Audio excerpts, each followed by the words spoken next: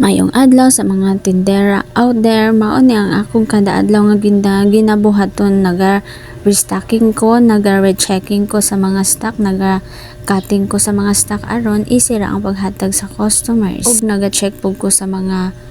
utang-utang sa mga silingan sa mga customer nako nga dili kabalo magtuman sa ilang mga saad, bisag nibutangan na nga dili magpautang, muutang lang gihapon, daot sa saad-saad, bayran unya, bayran ugma hantod sa maabtan og pila ka semana. Pero wala tay mahimo, kinahanglan gid tang magpataas sa atong pasensya, isip usa ka tindera kay nang customer man ta. Pero unta no kanang uban no maguna-una pud unta ba nga ibali-bali ra baya pud good nya unsa may atong ibali kung ilarang utangon unya dugay kay bayaran na. Okay ra kung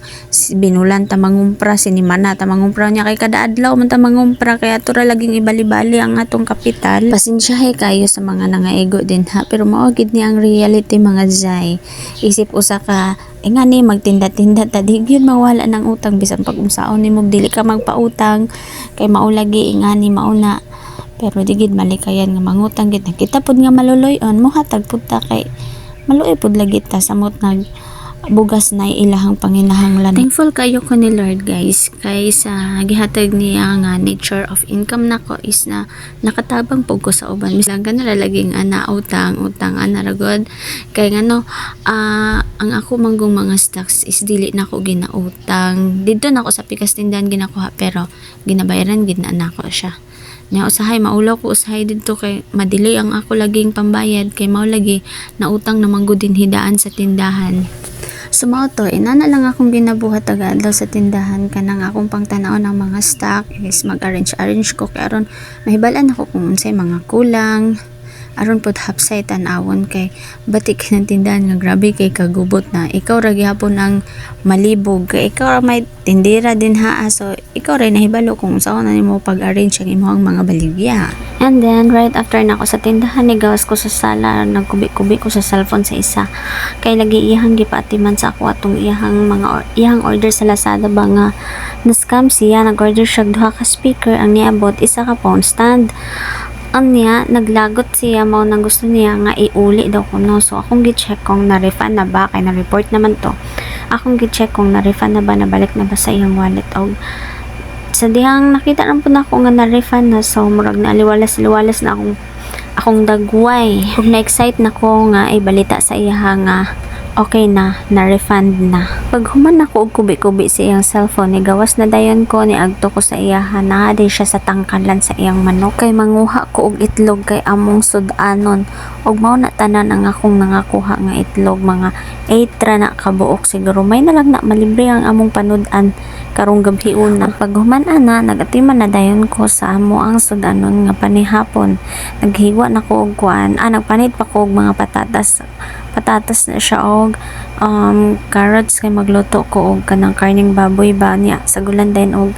atay sa baboy kay may request sa isa niya. Plano na ko atong itlog is ako to siya lungagon, then ako din siyang isagol sa akong murag unsay tawagan na linagpad siguro tawagan na kay lapad-laparon to nako siya paghiwaon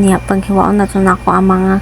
mga karne. Full effort kay ko ani nga pagkaluto ba kay talag sa gid intawon kay may makakaon og kuan kaning karning baboy kay among sudan kasagara is always na lang kuan kani ang isda sa din kay gulay o manok, puli-puli ra gid intawon na sila. Sa dili pa day ko maglutog sudan no, naghiwa-hiwa na mo ko ato una-una niya kay ako man ko naglungag so tak-an ko glungagandaan katong ako mga gipanghiwa-hiwa ako na tong giandam-dan kay aron ini human ako glungag no kanang diretso na din akong pagluto-luto sa sudan ba kay di ko ganahan na ng magka bisi-bisi bitaw ko gadali na pabayad tindahan na kadalihok kaya kay ayo pang mga kuan, ayo ang customer. Sa paglungag na ako na nang ikuan iapi lang itlog suludan na ako slupin kay basig naidaot ana ba mambuto niya pagkahuman dayon hiwa na po dayon ko og karne kay human naman to ang mga panakot nako, so ang karne na pud kay grabe ba kay siya ka struggle hiwaon